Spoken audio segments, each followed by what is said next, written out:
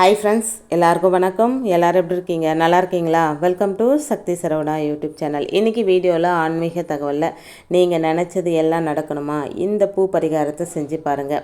அது என்ன பூ, அதை எப்படி செய்யணும் அப்படின்றத வீடியோவில் போய் பார்க்கலாம் வாங்க. பணம் சேரணும், வாழ்க்கையில் வெற்றிகள் குவியணும், முன்னேறணும், வசதியாக வாழணும் அப்படின்ற எண்ணம் நம்மள எல்லாருக்குமே இருக்குங்க.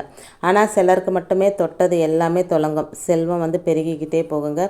சிலரை பார்த்தாலே நல்லது நடக்கும் அப்படின்னு கூட சொல்ல கேள்விப்பட்டிருக்கோம். இதே போன்ற அதிர்ஷ்டத்தை நாம் பெற வீட்டிலேயே மிக எளிய பரிகாரம் ஒன்றை செஞ்சுட்டு வரலாங்க.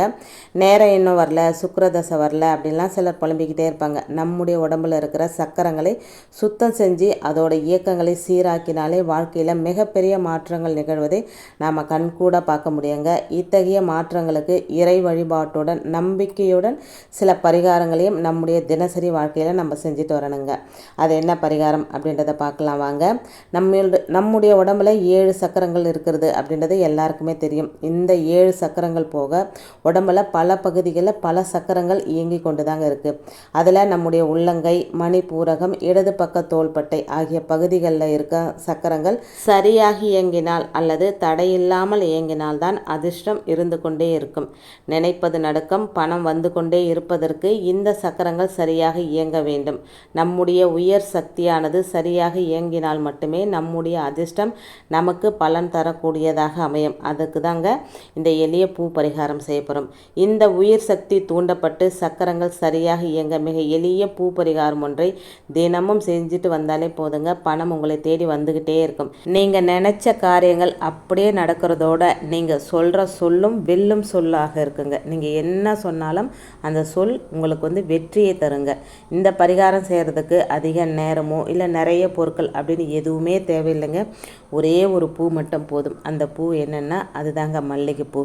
கொஞ்சமாக கட்டிய பூ, அப்படி இல்லைன்னா உதிரியாக இருக்கிற மல்லிகைப்பூ கூட எடுத்துக்கோங்க. இந்த பூவோட எந்த பொருள் நீங்கள் பெருகணும் அப்படின்னு நினைக்கிறீங்களோ அந்த பொருளை எடுத்துக்கலாங்க. உதாரணமாக பணம் பெருகணும் அப்படின்னா ஏதாவது ஒரு ரூபா நோட்டை எடுத்துக்கலாம். அல்லது செல்வம் பெருகணும் அப்படின்னு நினைக்கிறவங்க தங்கம், வெள்ளி இப்படின்னு எது வேணுமானாலும் எடுத்துக்கலாங்க.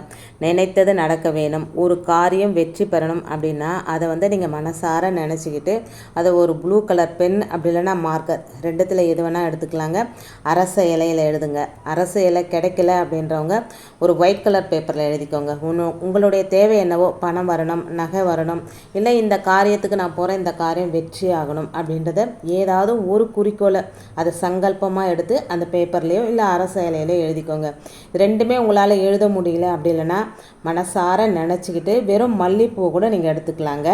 தினமும் குளித்து முடித்த பிறகு பூஜை ரூமில் போயிட்டு ஒரு தீபம் ஏற்றி வச்சுட்டு குலதெய்வத்தை மனசார வணங்கிட்டு நீங்கள் ஒரு மனையோ இல்லை ஒரு விரிப்பு போட்டு உட்காந்துட்டு உங்கள் உள்ளங்கையில் மல்லிகைப்பூ எடுத்து வச்சுக்கோங்க. அதோட பணம், தங்கம், வேண்டுதல் எழுதிய சீட்டு வச்சுருப்பீங்க இல்லைங்களா, அதையும் எடுத்து உங்கள் வலது கையில் வச்சு நல்லா மூடிக்கோங்க. அப்படி ரெண்டுமே இல்லைன்னா வெறும் மல்லிகைப்பூ மட்டும் வச்சு வலது உள்ளங்கையில் வச்சு நல்லா மூடிக்கிட்டு இப்போ உங்களுடைய எண்ணம் முழுவதையும் நெற்றி பொட்டில் 2 புருவங்களுக்கு மத்தியில் அப்படி இல்லைன்னா மூக்கோட நுனியில் நிலைநிறுத்தினாங்க. இது ரொம்ப முக்கியங்க. இப்படி எண்ணங்களை ஒருமுகப்படுத்தும் போது நமது உடலில் உள்ள சக்கரங்களின் ஆற்றல் தூண்டப்படுங்க. கண்களை மூடி அமைதியாக நமது வேண்டுதலை மனதில் நினைக்கணுங்க. இப்படி தினமும் செஞ்சுட்டு வந்தால் நம்ம என்ன நினைக்கிறோமோ நினச்ச காரியங்கள் அப்படியே நடக்க தொடங்குங்க. நீங்கள் வேணால் ட்ரை பண்ணி பாருங்கள். அதுவும் இந்த மார்கழி மாதத்தில் ஆரம்பிங்க. ரொம்ப ரொம்ப விசேஷங்க. மார்கழி மாதம் அப்படின்றது இறை வழிபாட்டுக்குரிய மாதம் அப்படின்றது நம்ம எல்லாருக்குமே தெரியும். அந்த நாளில் அந்த மாதத்தில் நாம் செய்கிற எந்த ஒரு செயலும் நமக்கு வெற்றியை மட்டுமே தருங்க. இப்போ மல்லிகைப்பூ கொஞ்சம் காஸ்ட்லியாக தான் இருக்கும். நீங்கள் கொஞ்சமாக கூட வாங்கிக்கலாம். ஒரு 5 பூ கூட இருந்தால் போதும். இல்லை உங்கள் செடியிலே இருந்தால் கூட நீங்கள் பறிச்சுக்கலாங்க. நீங்கள் உள்ளங்கையில் வச்சு உங்களுடைய மனசை ஒரு நிலைப்படுத்தணும். அது ரொம்ப ரொம்ப முக்கியங்க. இந்த மல்லிகைப்பூ ஒரு தனித்துவமான மலர். மற்ற பூக்களை விட மனதை மயக்கும், எண்ணத்தை ஈர்க்கும் தன்மை மல்லிகைப்பூவுக்கு உண்டு. மற்ற பூக்களை விட மல்லிகைப்பூவிற்கு மங்களகரமான தன்மை உண்டு.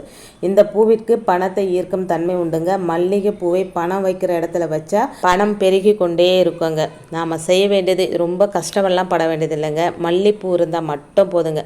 ரெகுலராக நம்ம வீட்டில் விளக்கேற்றி பூஜை பண்ணுவோம் இல்லைங்களா, அதோட ஒரு 5 நிமிஷம் மனசை ஒருநிலைப்படுத்தணும். அது கொஞ்சம் கஷ்டம், முதல்ல கொஞ்சம் கஷ்டமாக தாங்க இருக்கும்.